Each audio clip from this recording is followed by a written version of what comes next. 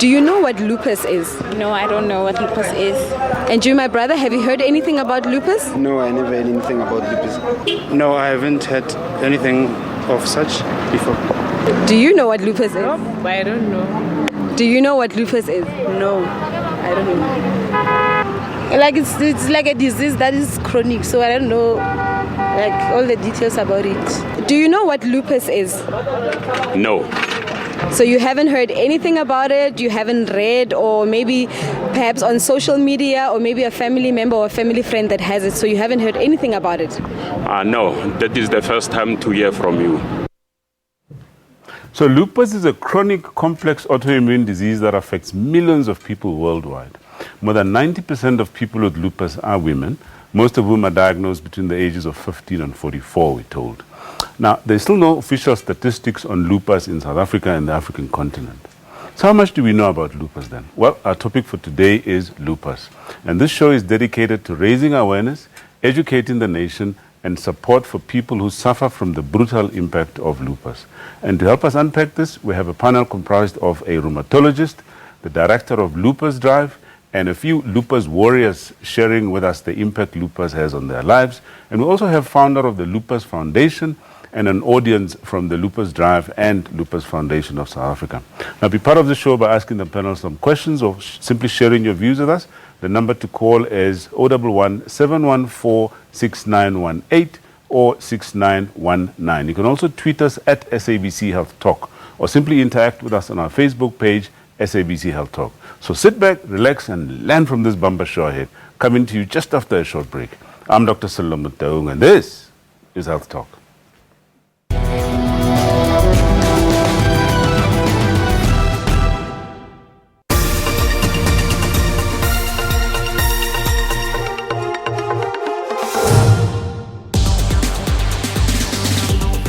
Technology is used for both positive and negative. Some governments block the internet in times of protest. With this internet blackout, it's impossible for me to do it, so I have to travel to Douala. This act is a true violation of the rights of citizens. In Africa, people are always coming up with innovative ways to use technology to solve some of their problems. The more interesting piece of technology is actually the artificial intelligence. AI, it's utilizing data to make your life easier. On Network, we give you Africa's technology and social media news. Catch Network with Spumelele Zondi every Saturday at 8:30 p.m. How safe is social media?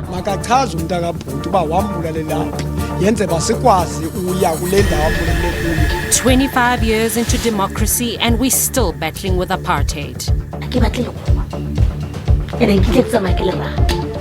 Are we really the so-called rainbow nation? If we can go there, they will beat us something or chase us away or kill you.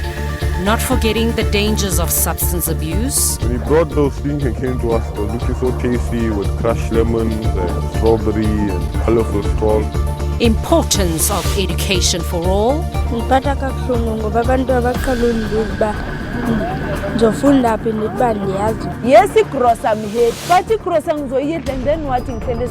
Is the judiciary and government failing the people of South Africa?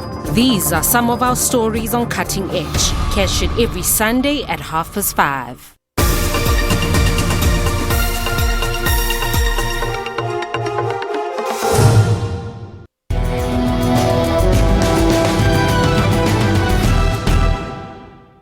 Meet Lulu, a young, vibrant woman from the Northwest, full of dreams and great aspirations.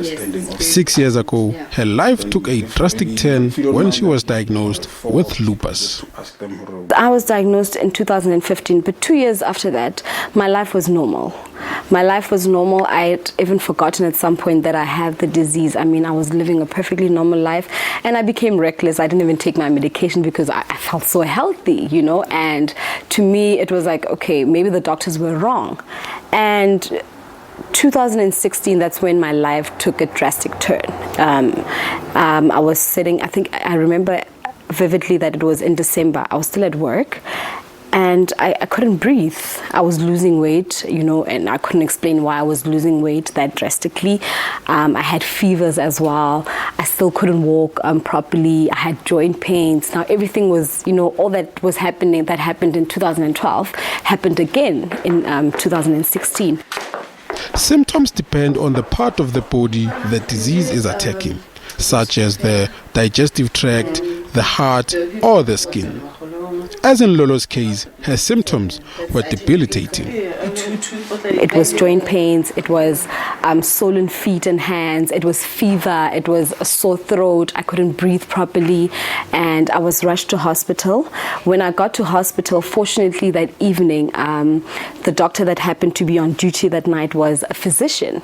So she knew about lupus, fortunately, and I also had a common symptom, a common lupus symptom, which is the butterfly rash. You get it on your cheeks. The disease isn't linked to a certain gene, but people with lupus often have family members with the autoimmune conditions. Unfortunately for Lulu, her aunt passed away due to lupus. But back then, they didn't know what lupus is. She was diagnosed with arthritis. It's only later when another doctor came from another country and but those were at her final stages. I mean, the disease had already, eaten her organs. I mean, her fingers were amputated. She had lost her hair. So it was only later, I think it was a few months just before she passed on, where the doctor gave her the correct diagnosis to say it's actually lupus. Her employers did not understand Lolo's absenteeism.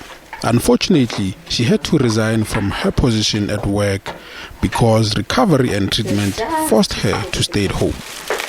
But it became a norm that in December I become sick, in January I'm admitted, and I only returned back to work in March, until it got to a point where they couldn't understand anymore. They're like, no, but this can't be an every year thing where, you only return to work in March. So unfortunately I had to resign because of such reasons that they just couldn't take it anymore. The memory of her aunt dying due to late diagnosis inspired her to start the Lulu Lechwane Lupus Foundation. But I also felt like how many other women out there that are experiencing the same things as me, who are getting, tired of having to miss work, because honestly, it's not because they want to, but it's because of circumstances that are just beyond their control, and because not all of us have an understanding employer, right? And with this foundation, I thought to myself, how about we become the voice of lupus patients, especially women. All right, so let's learn more about this condition called lupus. And before I introduce my guests, just to say that one of our invited guests, Kusalwa Mabuela, a lupus warrior, had a minor stroke on Saturday, and, for that reason is unable to join us today. Our thoughts and prayers are with her. Now, let's learn more about this from our special guest. First up is Dr. Mpoti Siboka, who's a rheumatologist based at Charlotte Maxeke Hospital. Welcome to Health Talk, Dr. Thank Siboka. you for having me. All right, and next to Dr. Siboka in the middle, we have Itumeleng Sibalanga, who's director of the Lupus Drive. Welcome to Health Talk. Thank you for having me. All right, and last but not least is Sibongile Kumata, founder of the Lupus Foundation of South Africa. Welcome to Health Talk, Sibongile. Well, thank you very much for having me. All right, let's start with you, Doc. Not too many people know about lupus. What is lupus? Okay, so it's a complex disease. It's very difficult to diagnose. Right. One has to have high index of suspicion. So it's a chronic condition.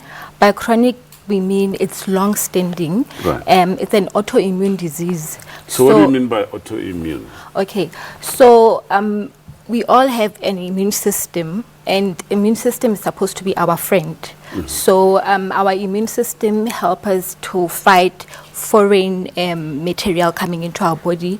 Foreign, it can be viral infection, bacterial infection, chemicals. So they have to, the immune system has to survey and see this is foreign and it's unwanted, and it has to kill it. But in lupus, what happens is that we have so the immune system doesn't recognize the normal tissues. Right. So it starts attacking the normal tissues. Okay. So it can attack anything. So by definition, we say lupus is a multi-systemic disease. We're going to learn more about that, multi-systemic part. Okay. But in my introduction, I said that we don't have official statistics yet about lupus in South Africa. Do we know how common this condition is? Okay, so we still don't have actual statistics in South Africa. However, there are people in academic institutions that are doing research and contributing into the knowledge of lupus. So we normally see it mostly in female, in a ratio of about 9 or 10:1 compared to male counterparts. And it's mostly in female of childbearing ages, so between the age of 14 to around 45. Such that some people think it has to do with hormones. So it's hormone driven. Okay. The clip that we played earlier, it's quite clear that not too many people know about lupus. Firstly, just tell us about, your view in terms of awareness of lupus and what your organization does in that regard. Okay, my view when it comes to that is that there is awareness being done, but it's just not enough, right? Obviously, at the Lupus Drive, we use media platforms. And we are very big on the education of lupus on our social media page.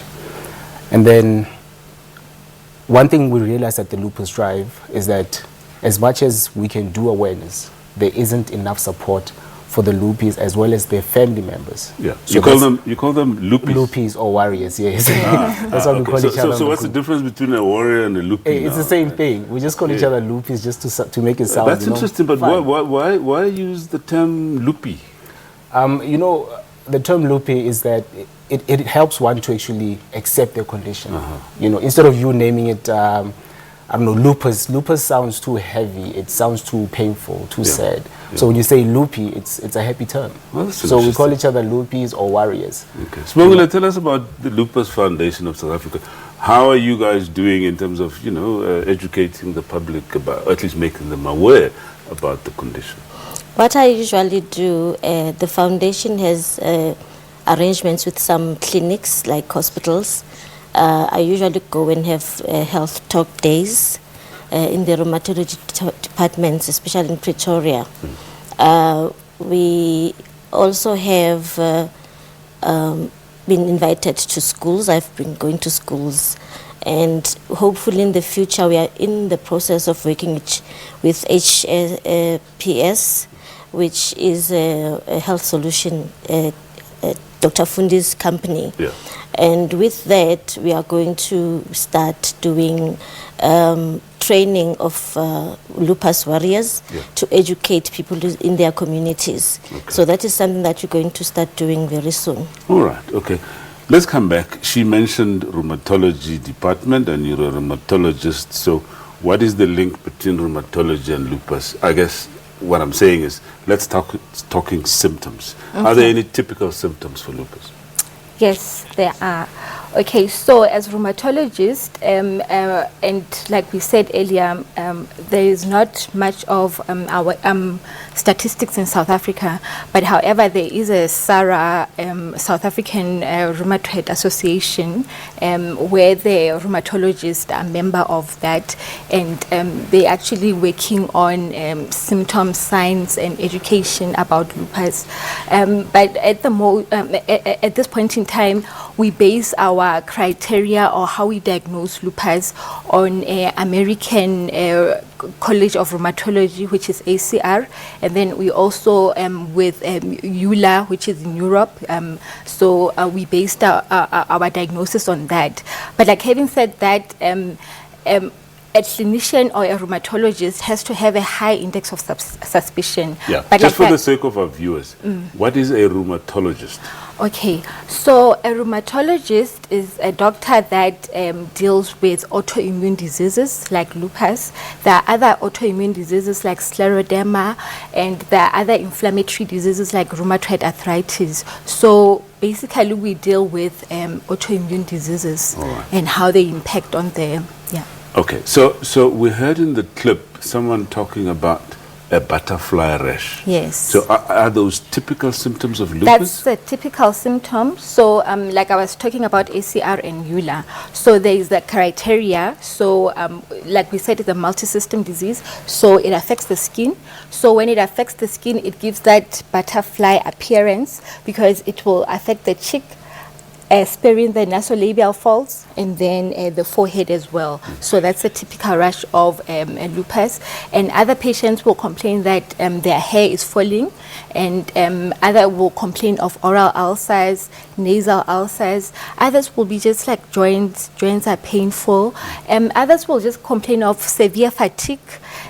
Some will complain about flu-like symptoms, and it can be severe in the form of, it can affect the kidneys, where we have lupus nephritis. It can affect the brain, where we have CNS lupus.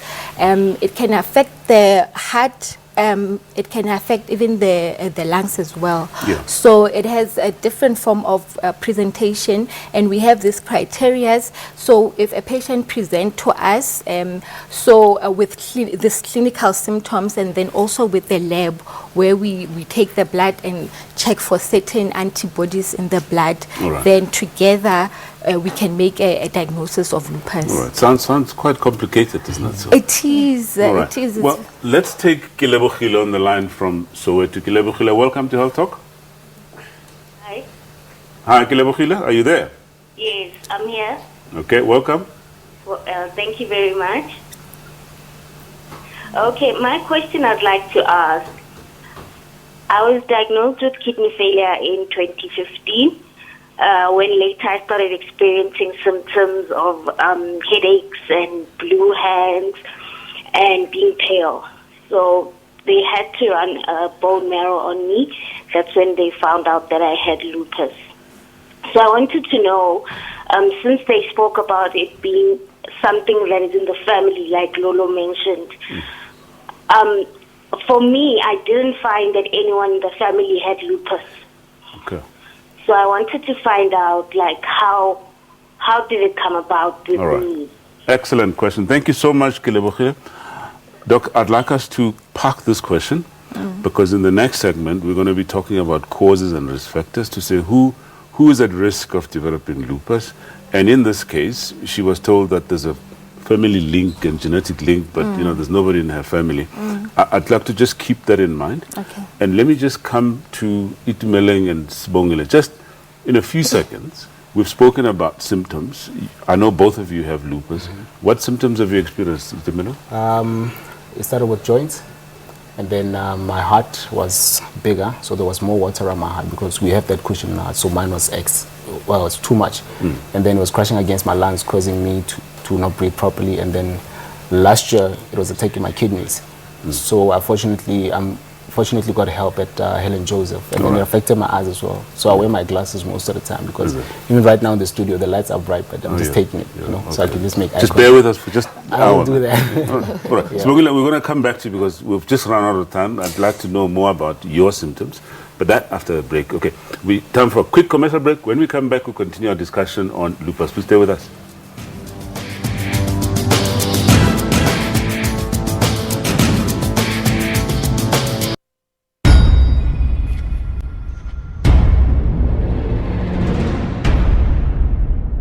Mandela touches many of us in different ways, and to many people, there are different aspects that will come to mind. But for me, as a South African, the important things is here is a selfless leader who sacrificed so much, gave up so much, and lived a life for others, cared so much for the poor, gave so much for the disadvantaged and the marginalized. And his life is a history of a realization that the greatest fulfillment and the greatest happiness is when you touch other people's lives.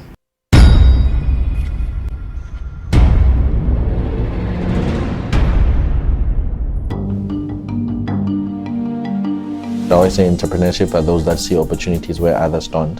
You can't give me a bad deal. You can't cheat me. Because I'll read my own contract.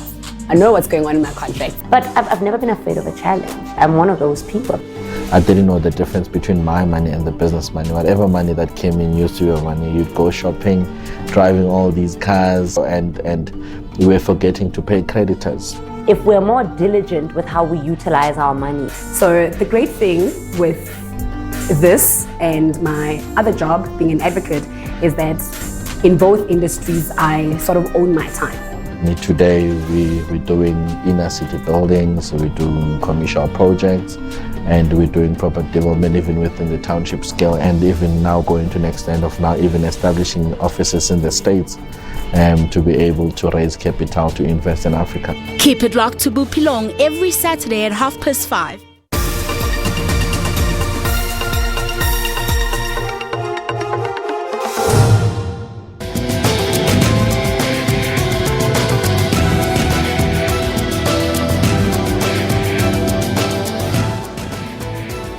Welcome back. We're talking lupus with our special guest, Dr. Mpoti Suboka, rheumatologist based at Charlotte Maxeke Hospital, Itumeleng Sibalanga, director of the Lupus Drive, and Sibongile Komati, founder of the Lupus Foundation. And just before the break, Sibongile, we had said that we'll come back to you. Yes. To say, what symptoms were you experiencing or have you experienced before?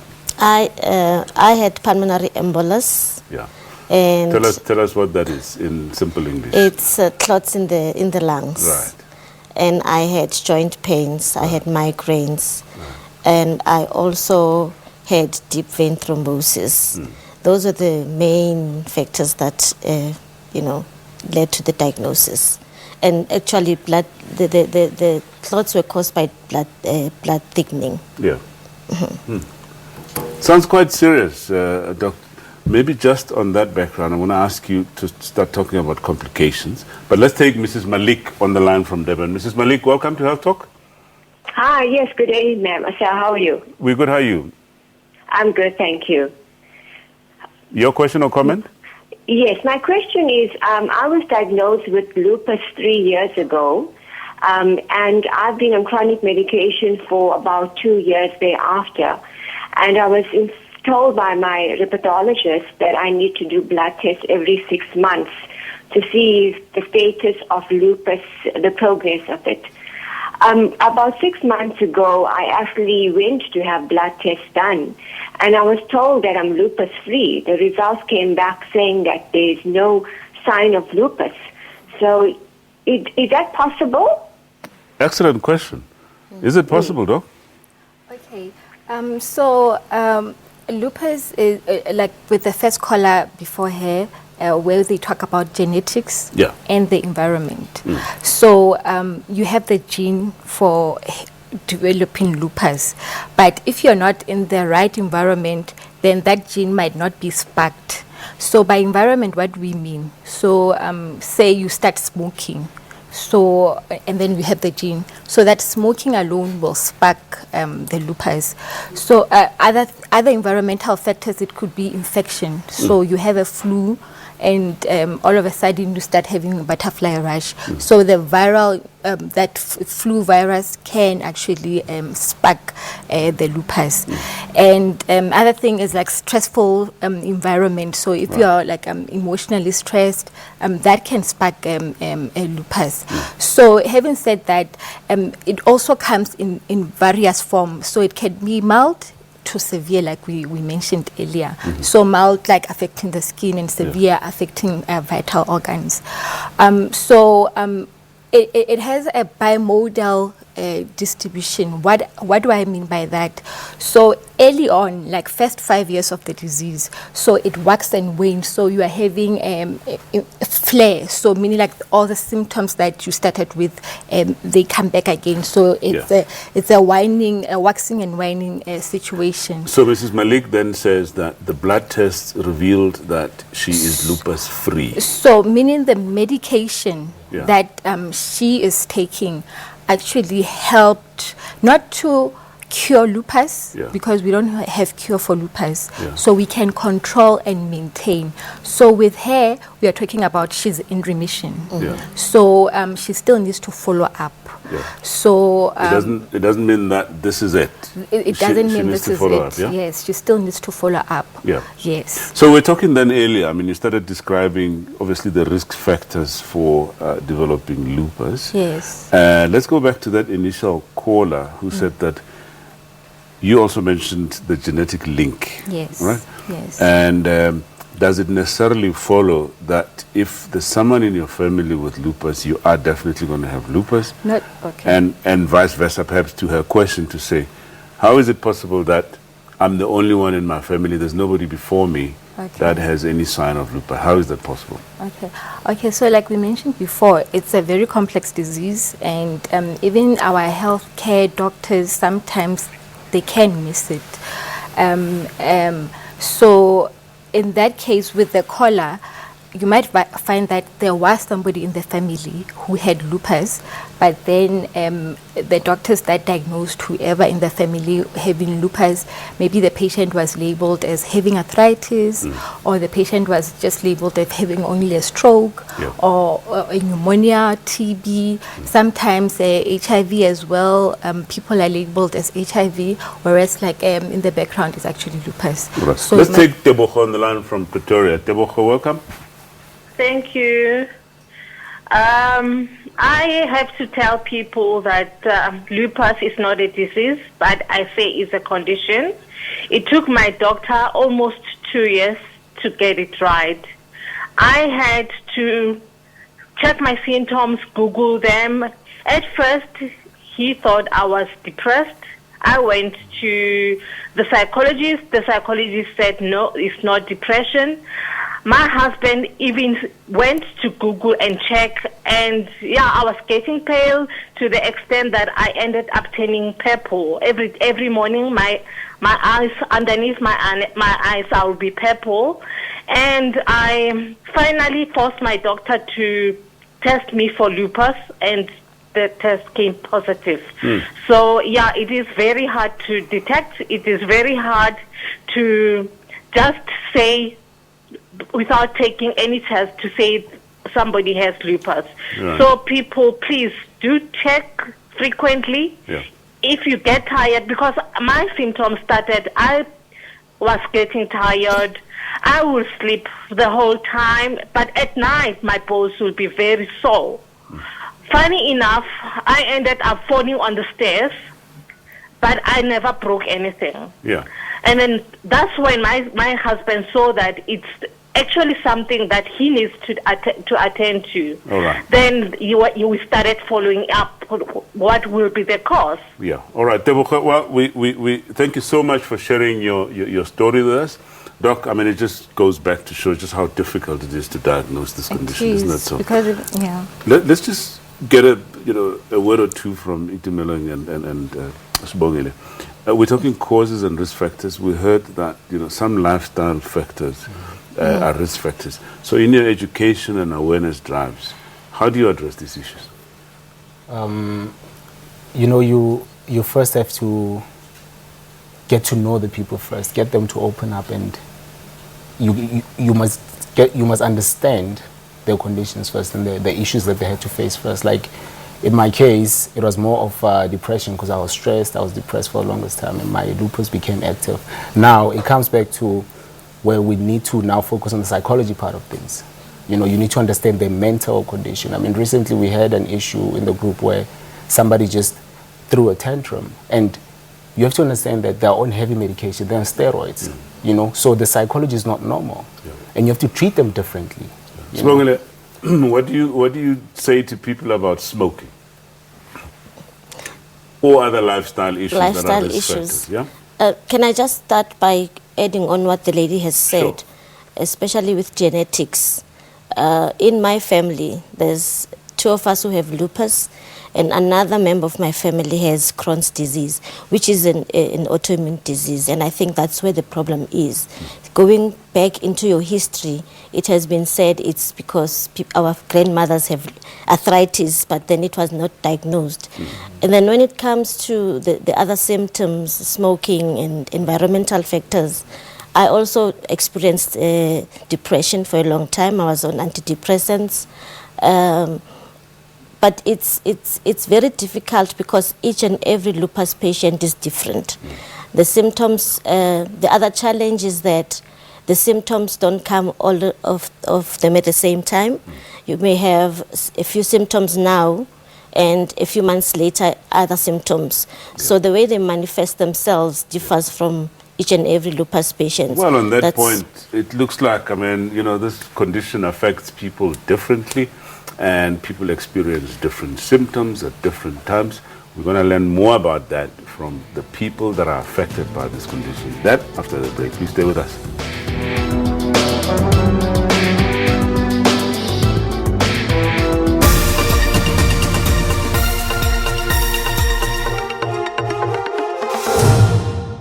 One's life can change in an instant. It is then that you need fast and efficient service. And that is why Asupol created the Instant Groceries benefit for you.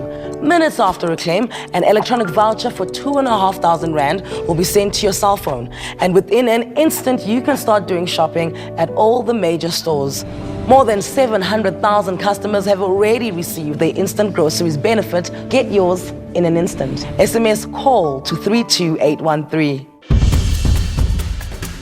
We are losing the best of kids. People that are fathers or pastors that comes from a church.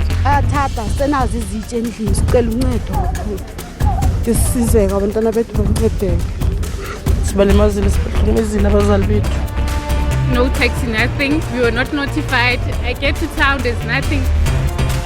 I think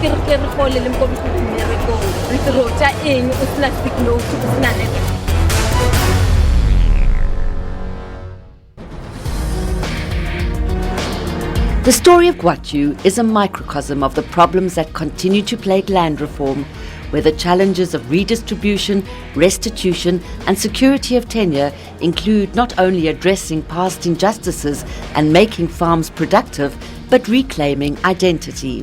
I had, this belief that this is our government. Definitely, they will do whatever they can do for us to change our lives. But unfortunately, I think I was just naive. It is the government of South Africa that is owning this land, and it is that government that is denying these people. We visit all the best spots for some live jazz performances. Traveling to breathtaking holiday destinations is what we like doing. Enjoying outdoor adventures with family and friends. Relish global cuisines. Part of cooking. For all the tourism, delicious cuisines and outdoor adventures, join us on Trends Travel every Sunday at 12 o'clock right here on the SABC News channel.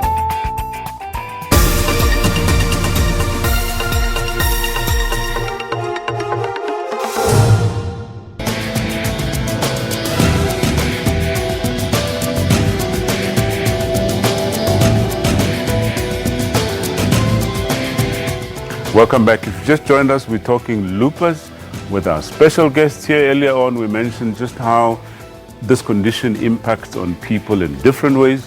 And so we're going to learn more about, personal experiences from people that have this condition called lupus. And in the studio with me is Thembisile Baloyi, a lupus warrior. Welcome to Health Talk, Thembisile. It's Tisetso. Tisetso. Sorry, I've got the names. It's Tisetso Kwele, isn't that so? Correct. Tisetso Kwele, a lupus warrior. She'll tell us what the lupus warrior is. And in the middle, we have Lesego. Of course, this is Thembisile Baloyi in the middle. And then, of course, Lesego Kekane, who's replacing the earlier lady that we spoke about earlier, who had a minor stroke and couldn't be with us today. Welcome to Health Talk, ladies. Thank you. Let's start with you, ma'am. All right. Tell us about your own story about this journey with lupus. When were you diagnosed with lupus? Well, I was diagnosed with lupus 2009. Right. I was 15 years old.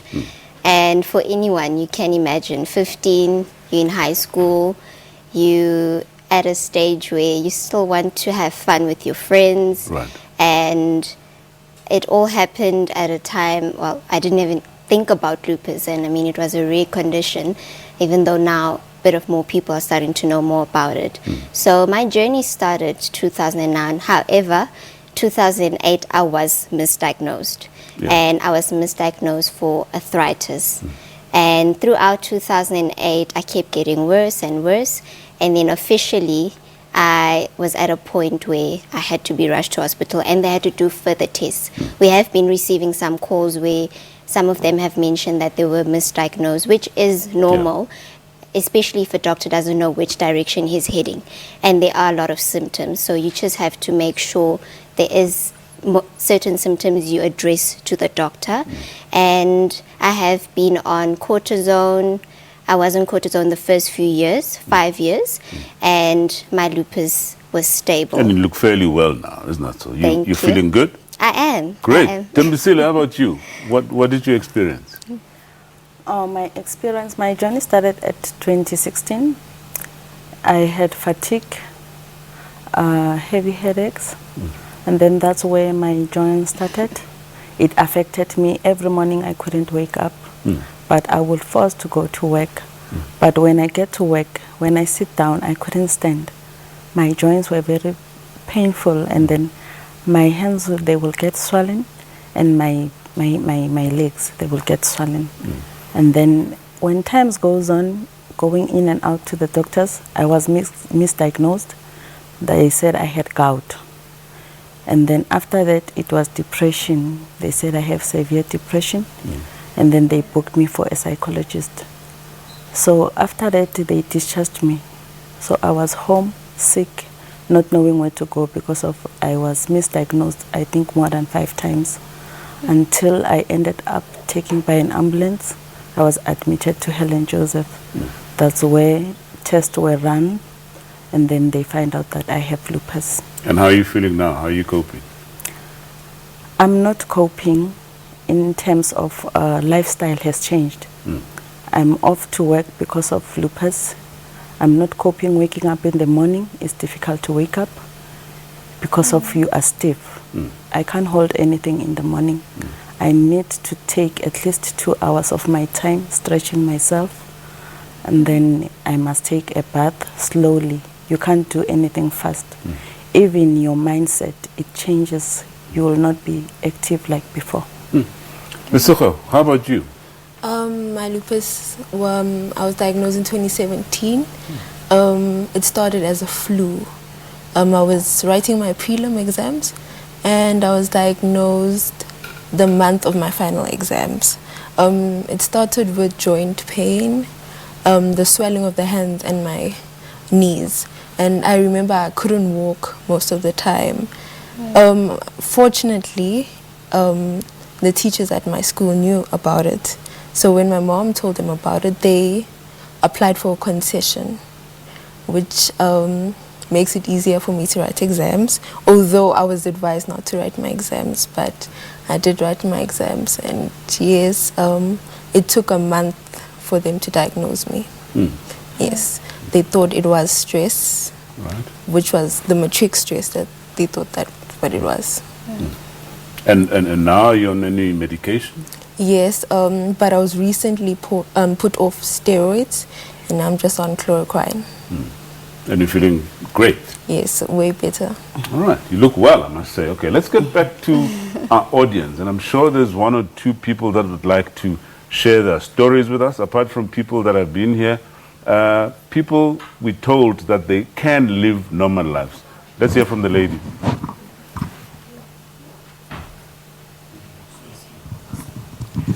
My name's Misha. I was diagnosed in 2014. Dr. Siboko is actually my treating doctor. So it's very difficult to live a normal life, I feel, with lupus. I've gone from job to job. The longest I've kept a job, I think, was 6 months, because you end up being too ill to go in. And the one company actually told me I had an STD because of lupus. This is how they misinformed. So, and especially when being a single mother, I've got 2 daughters that my oldest daughter has stuck with me through it all. And you know, I can't run and play. My youngest one is 10. I can't run and play with her or be a normal mom. You know, you've always got to consider the weather, what are you doing? You can't overexert yourself because tomorrow you're going to be flat in bed all day. So it's difficult, I think, living with lupus. So it seems, I mean, this condition affects people slightly differently. Some can't do heavy activities and so on, but we're told that, in fact, let's give a chance to the lady at the back, because I'm told that one of you is going up Kilimanjaro. Is that correct? Hi, I'm Samantha. Yeah. And thank you for having us. I've been up Kilimanjaro in 2016. That was my my anniversary of living with lupus for 10 years. Yeah. So in October this year, my husband and myself are climbing Mount Everest.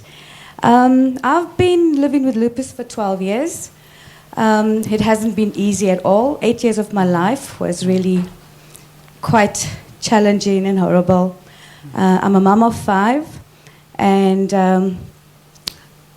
I did tell my husband and my children that I will not go down without a fight.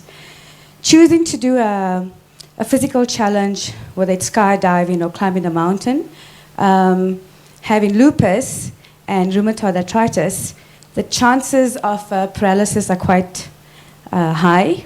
So that's the reason I decided I will choose a physical challenge every year.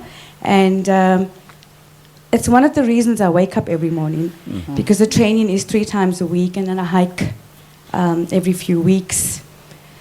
So lupus has changed my life drastically, but I think when I made peace with it and I decided that this wolf will not win, and that's the reason I chose to do some crazy activities.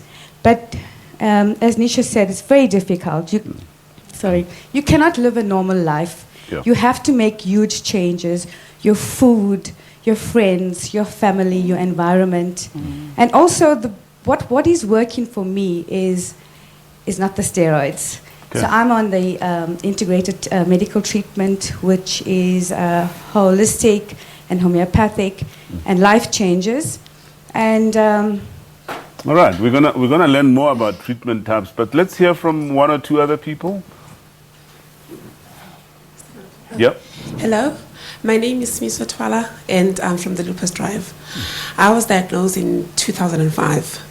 The one thing that is terrible with lupus is that we don't look sick. That is what everyone tells us. You don't look sick. And actually you're dying and suffering inside.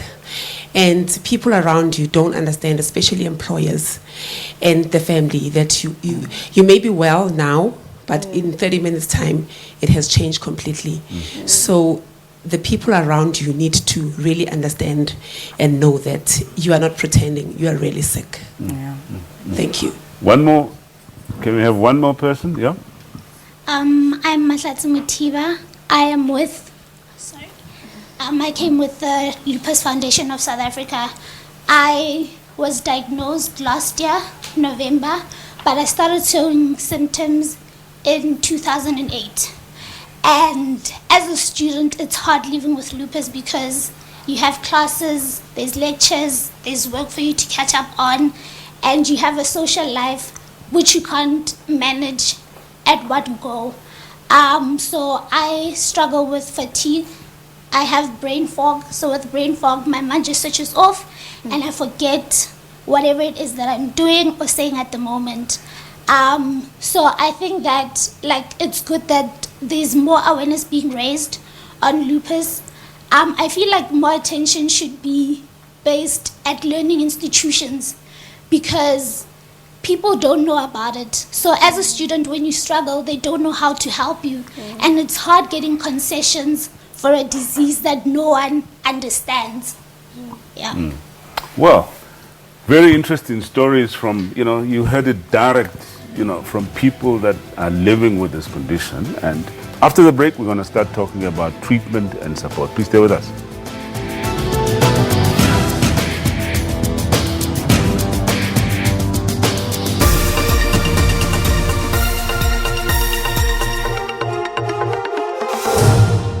Try and tell funeral plans.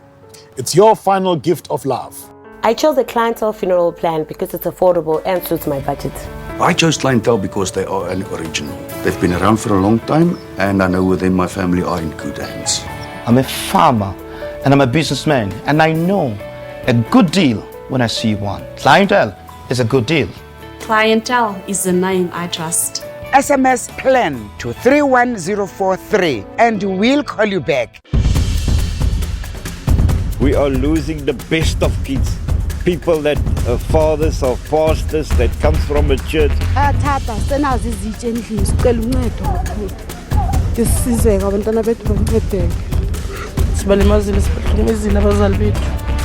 No taxi, nothing. We were not notified. I get to town, there's nothing. I think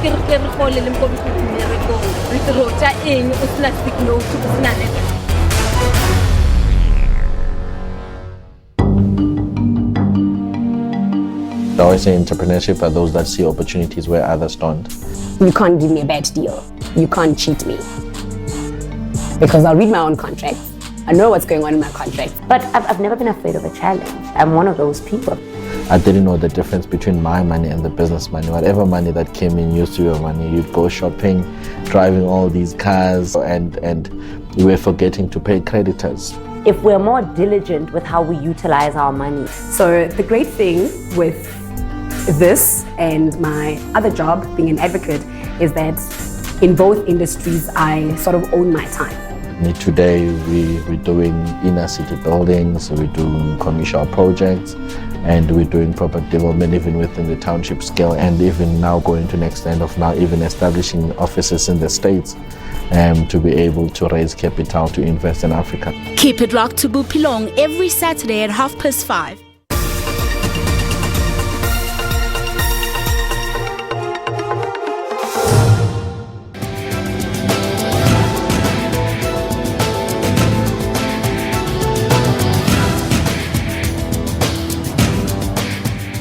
Welcome back. Our topic today is lupus, and my guests are in the middle, Dr. Mpoti Siboka, a rheumatologist based at Charlotte Maxeke, and next to me, Itumeleng Sibalanga, director of the Lupus Drive, and extreme left, Sibongile Komati, founder of the Lupus Foundation. Let's start with you, Doc, and start talking about, we know how difficult this condition is. We've heard, how it affects people differently. But treatment, what are the principles around treatment for this condition? Okay, so treatment is specific and it's also supportive. Right. Okay, and it's patient tailored, as we saw that different patients present differently. I know some of the warriors spoke about they were on steroids. So initially, patients will be on steroids, but we don't want our patients to be on long-term steroids because of the side effects. So it's just a bridging therapy until other steroid-sparing medication can be initiated and it starts working. Okay, so there are lots of medications that are used depending on the symptoms. For example, if somebody predominantly present with joint pains, we have a medication like methotrexate that we can start. And if it's more of anemia or they have low platelets, we have medication like azathioprine. And if it's the kidney affected, we can give them a Celcept or sometimes a small chemo. Basically, we don't want our patients to be on steroids. We just want them to have this disease-modifying treatment or steroid-sparing treatment. And then in terms of supportive, so there are other associations. So sometimes like lupus doesn't come on its own. Yeah. It's associated with other condition. Like for example, with Sibongile, she had a clot. So meaning like maybe she might have something called antiphospholipid syndrome that came with the lupus. So in that they'll be on blood thinners, and then other people they were complaining about blue hands, which we call Raynaud's, especially in winter. So we tell them like they need to keep warm, and we gave some medication as well and avoid the triggers, mostly the smoking. So I mean, there's an array of there is an array of treatment, but like the problem we have, especially with me in public sector, we don't have like access to other medication that might be available in private or that might be available in first world countries. So that's a bit of a challenge at this point in time. Let's get it from the organizations. Let's start with you. Any challenges relating to treatment? Yes, in the public sector, with the research that we've done, we found out there's only 6 medications available. And some of those medications are quite harsh. You know, like for example, prednisone is also used as a steroid. It's a steroid. So what happens with prednisone is that it deteriorates, it eats away at your bones. You know, like the one time in our group, we had a lady that said her hip just collapsed. You know, one said she doesn't have a spleen.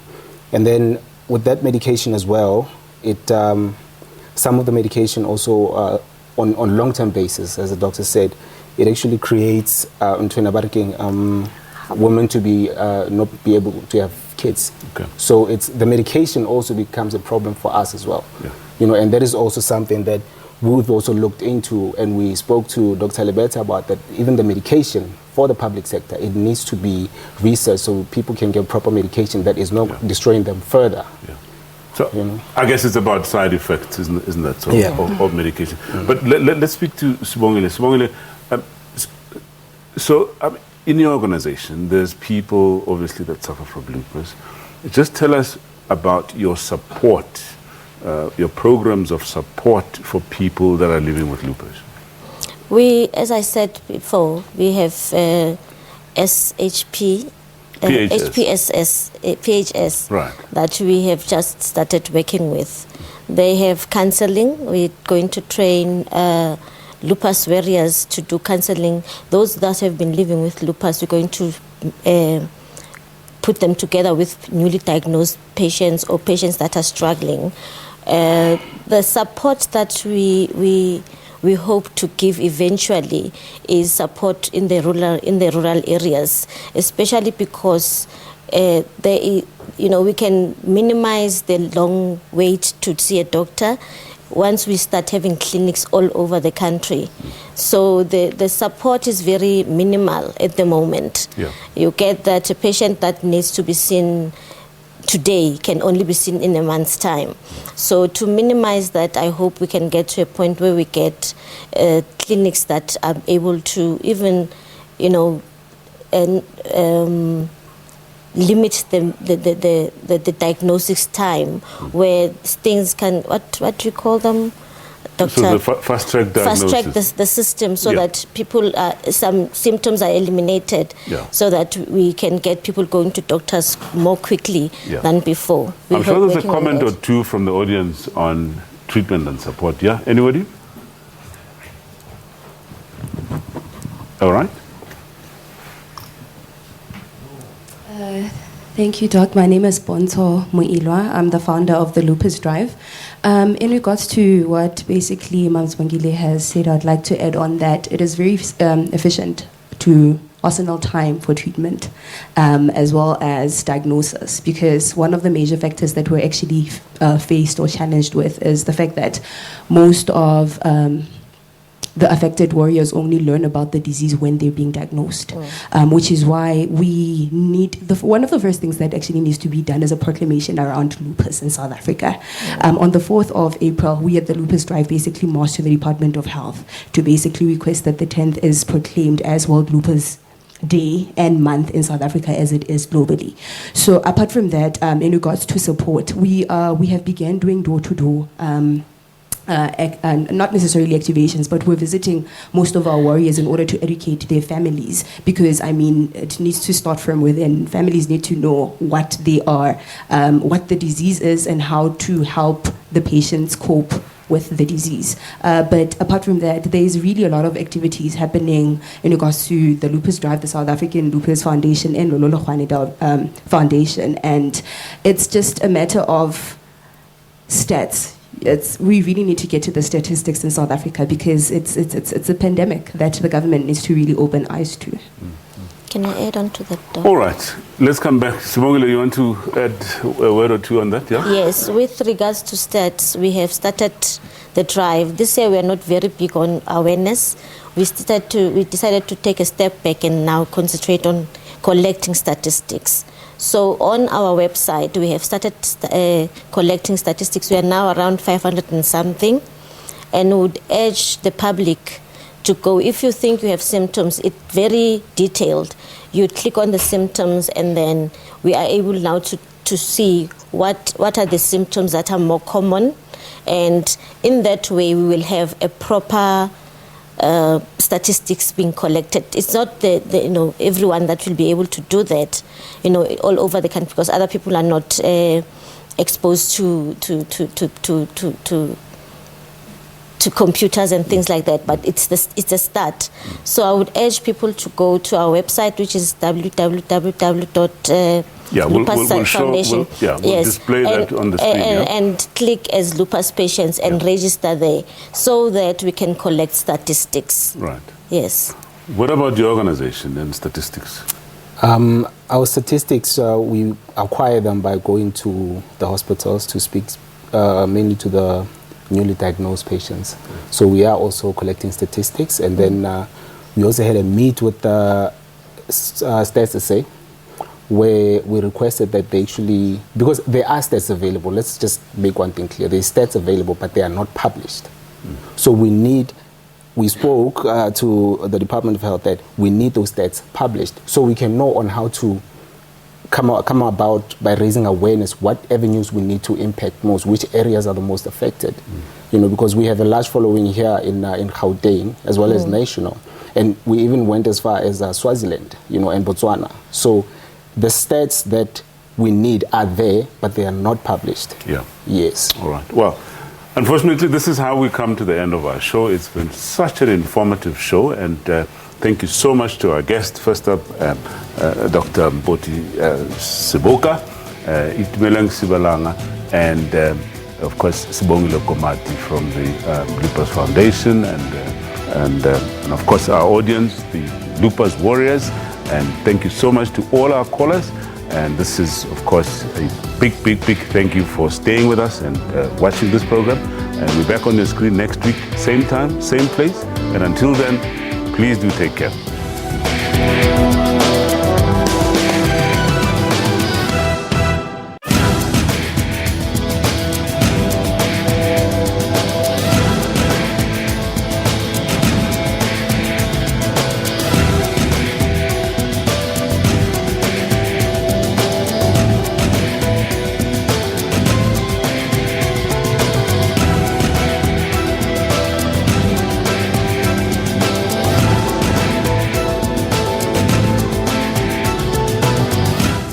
Trying